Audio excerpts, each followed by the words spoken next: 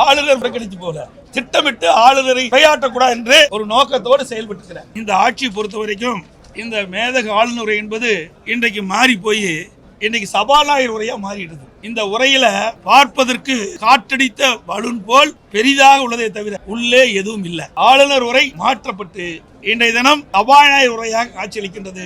இந்த உரையில் திமுக அரசின் சுய விளம்பரம் தேடிக் கொண்டிருப்பதை தவிர இதில் வேறு எதுவும் இல்லை. இன்றைக்கு சட்டமன்றத்திலே ஆளுநர் அவர்களால் உரையாற்றுகின்ற இந்த நேரத்தில் அவர் உரையாற்ற முடியாமல் வெளியேறிய பிறகு சபாநாயகர் உரையாற்றி நம்முடைய வரலாற்றிலேயே சபாநாயகர் உரையாற்றுவது முதல் முறை.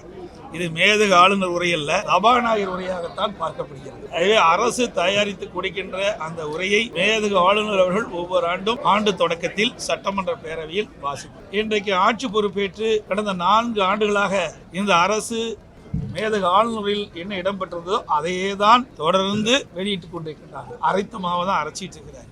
இந்த ஆளுநர் உரையில் புதிய எந்த ஒரு பெரும் திட்டமும் அறிவிக்கப்படவில்லை.